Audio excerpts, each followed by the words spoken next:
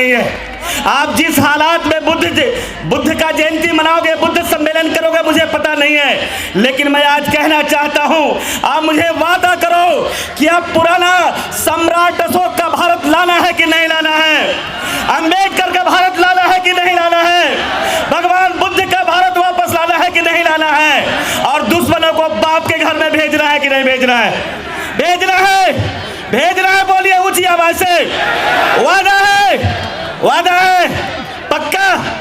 एक गाना सुना था हमने, वादा किया तो निभाना पड़ेगा, वादा किया तो, वादा किया तो ऊंची आवाज में बोल दो तो मैं मानूंगा। वादा किया तो, वादा किया तो आप वादा करो, और मैं भी वादा करता हूं सुमित रतन जी, मैं भी वादा करता हूं, बाबा साहब के पौत्र यहाँ उपस्थित है, मैं वादा करता हूं कि अगर कहीं पसीना अगर आपका निकलेगा, मैं राजनीतिक भाषा में नहीं बोल रहा हूं, राजनीतिक भाषा में बात करने वाले ये पंचशील के झंडा पर आकर खड़े नहीं होते हैं। वीरता के साथ, हिम्मत से साथ मैं कहता हूं, आपका अगर पसीना बहेगा, मैं पहले इस देश में मनुस्मृति को खत्म करने के लिए, इस देश में मनुवादियों को मिटाने के लिए, और उसके बाप का बाप ईरान इराक में भेजने के लिए हम संकल्पित हैं और अपना लहू भी बहाने के लिए तैयार है। हम ज्यादा नहीं कहना चाहेंगे, क्योंकि बहुत सारे वक्ता हैं जो आज धम्म के बारे में बोलेंगे, धम्म देशना की बात करेंगे, बाबा साहब के 22 प्रतिज्ञा की बात करेंगे, लेकिन 22 प्रतिज्ञा की मैं बात तो नहीं कहता, लेकिन मैं यहाँ इस आज एक मर्द आदमी, मर्द का बेटा, जो राजेंद्र पाल गौतम के इस्तीफा के बाद, मंत्री के इस्तीफा होने के बाद, मुकदमा होने के बाद, पहला भारत का बेटा सुमित रतन ने बौद्ध धर्म का चीवर पहनकर ऐलान किया, कांसीराम स्टेडियम लखनऊ में किया, और कहा कि राजेंद्र पाल गौतम का तुमने अगर पनिशमेंट दिया है, सजा दिया है 22 प्रतिज्ञा का, तो सुमित रतन 5 लाख लोग के साथ मैदान में खड़े होकर के 22 प्रतिज्ञा का दोहराएंगे, और दोहराने का काम किया। मैं धन्यवाद देता हूं इस भारत के वीर सपूत को, और आज भी मैं इस मंच के माध्यम से, इस सभा के माध्यम से, आज भी इंटेलिजेंस ब्यूरो के लिए यहाँ उपस्थित है, मेरा नाम नोट कर लो। आज भी मैं दावे के साथ कहता हूँ, 22 प्रतिज्ञा का तो समय मेरे पास नहीं है, लेकिन मैं दावा के साथ कहता हूँ, तेरी रामायण को नहीं मानता, तेरा मानस को मैं नहीं मानता, ये भारत मेरा है, मैं भारत का संविधान और भगवान बुद्ध को मानता हूँ। तेरी हिम्मत है तो जो करना हो कर लेना। बहुत समय का अभाव है और बहुत कम समय में अपनी बात हमें करनी थी, इसलिए अगर मेरी एक बात से मैं कभी इमोशन या आ गया भी होगा तो मुझे माफ करिएगा। हमारे धर्म में कभी इमोशन नहीं है, लेकिन भगवान बुद्ध ने भी कहा है कि जब हिंसा होने लगे, जब अत्याचार होने लगे, जब जुर्म होने लगे, और जब समझो कि हमारी जान नहीं बचने वाली है, तो करोड़ों जान को भी मिटाकर संभालने में कोई फर्क नहीं है। यही बुद्ध का सच्चा संदेश है। उस समय तथागत बुद्ध की विचारधारा आज बहुत सार्थक सिद्ध हो जाती है। इसलिए आज बुद्ध की विचारधारा को जन जन तक पहुंचाने के लिए, आज इस मानवतावादी विचारधारा को बहुजन समाज के अंतिम व्यक्ति तक पहुंचाने के लिए ये महाराष्ट्रीय बौद्ध सम्मेलन का आयोजन किया गया है।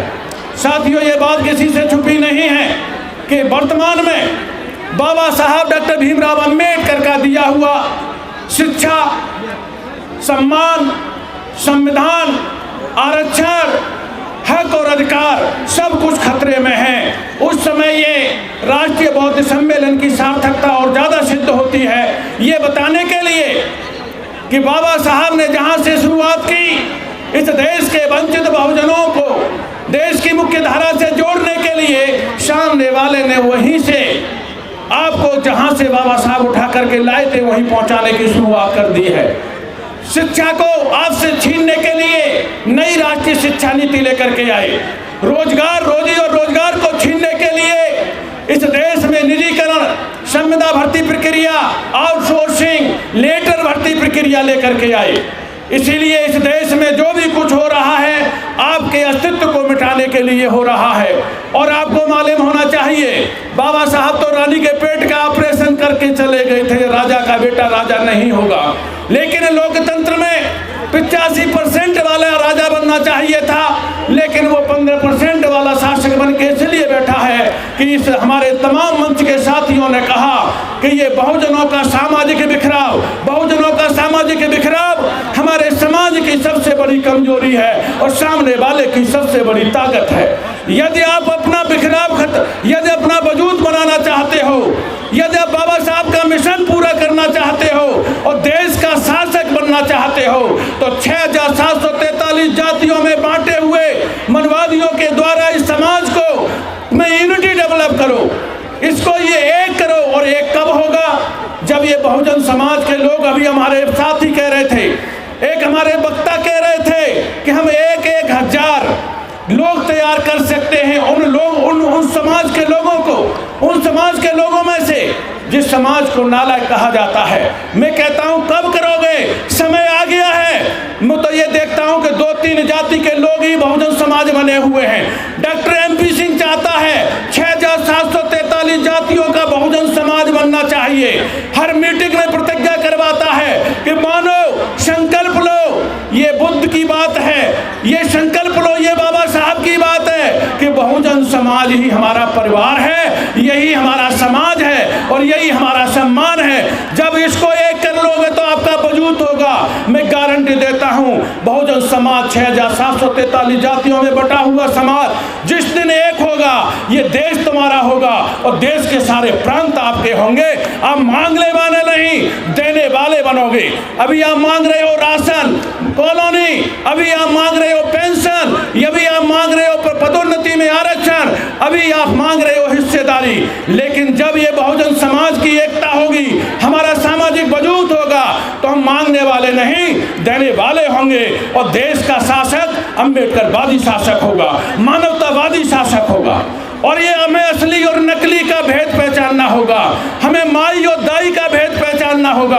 तमाम लोग ऐसे हैं जो बाबा साहब की, बहुजन महापुरुषों की बात करते हैं, लेकिन उनके घर में अंधविश्वास व्याप्त है, समाज में अंधविश्वास व्याप्त है। डाल से बड़े बड़े भाषण दिए जाते हैं। किसने मना किया था? माननीय बहन जी की सरकार आई, 0 बैलेंस पर उच्च शिक्षा में शिक्षा दी गई। तमाम शासक आए, किसने मना कर दिया था?